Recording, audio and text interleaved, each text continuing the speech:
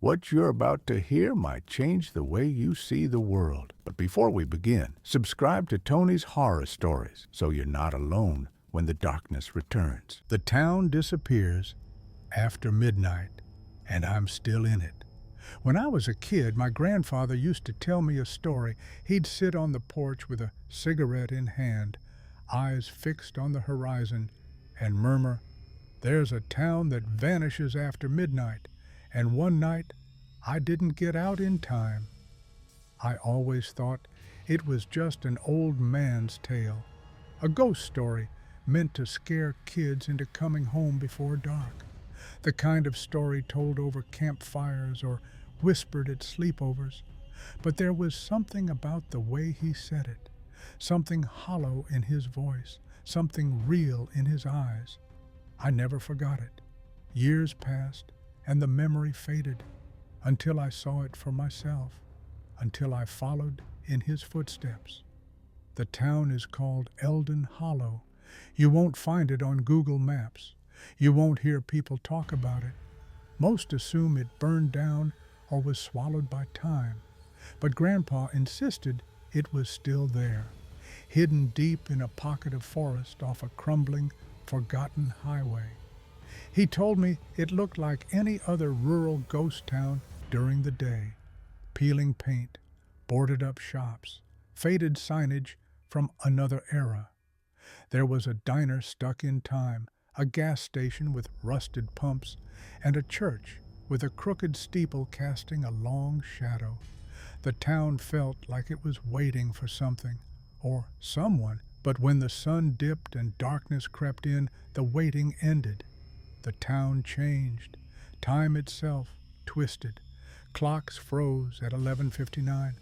Streetlights blinked, buzzed, and died.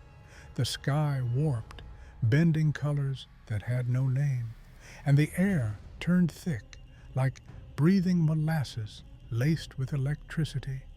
He claimed to have spent the night there once. He remembered walking through shifting streets that didn't lead where they should. He remembered the whispers, thin and sharp, like paper-cutting air.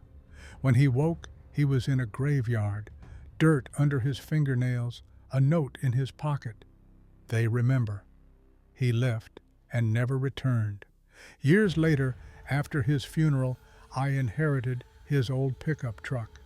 It was in rough shape, but inside the glove box, I found something that changed everything. A weathered journal, pages yellowed and cracking. The final entry was a warning. If you go back, don't stay past midnight. I told myself I wouldn't go, but curiosity gnawed at me. The journal had a map, drawn by hand, annotated with strange symbols and cryptic notes. One weekend, against my better judgment, I followed the directions. Pavement turned to dirt. Cell signal vanished.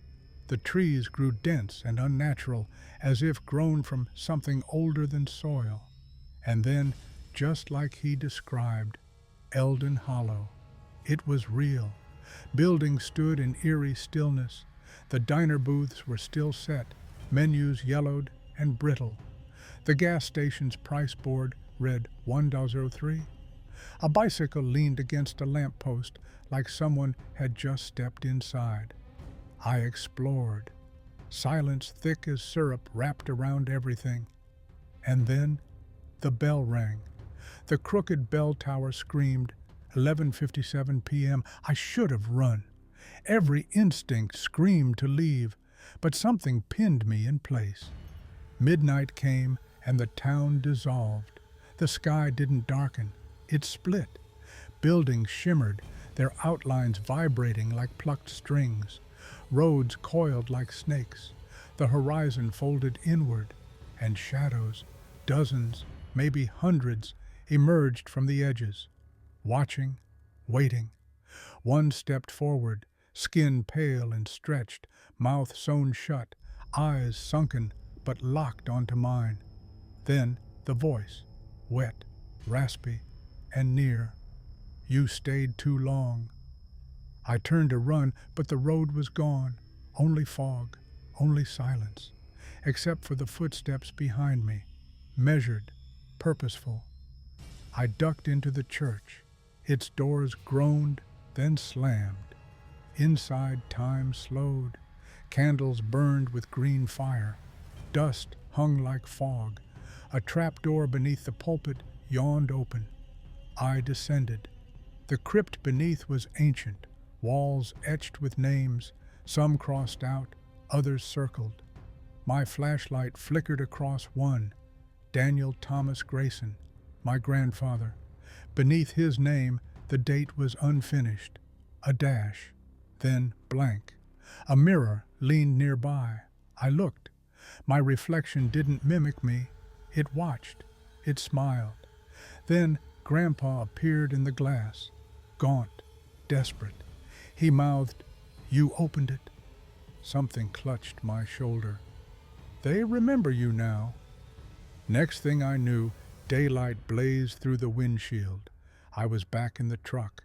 No town, no church, just forest. The journal rested on the passenger seat, but the last page had changed.